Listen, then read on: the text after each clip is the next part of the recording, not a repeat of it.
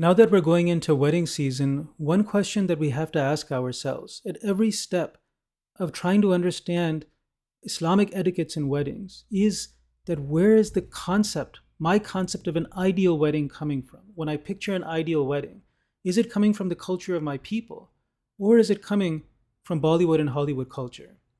Because if it is coming from this modern Bollywood culture, then that is definitely something that Islam opposes.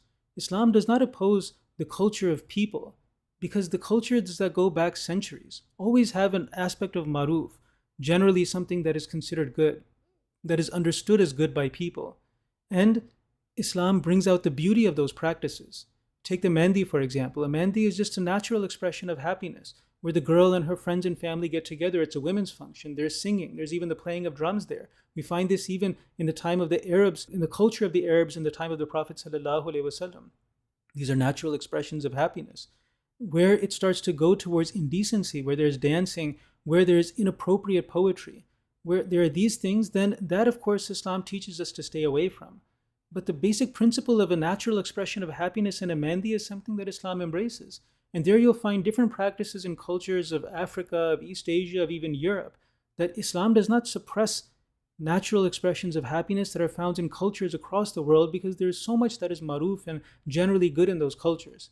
But what Islam definitely does oppose is that party culture, that shamelessness, that Bollywood culture teaches us as to what an ideal Mehndi should be.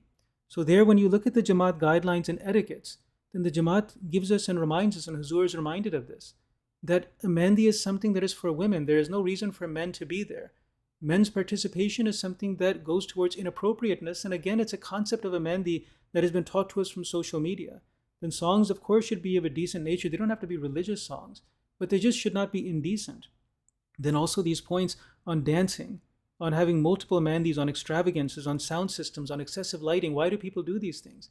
It's because it creates a party environment. This is the ideal that they have when there's music blasting on a sound system, when there's this type of lighting, when there are extravagances, when there's a huge hall in a separate place outside the home that is rented for it.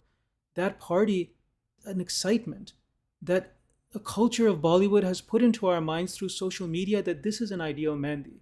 And Islam teaches us to go against that direction and to express our happiness in the natural and wholesome ways that are found in the culture of our people and that are found in every culture.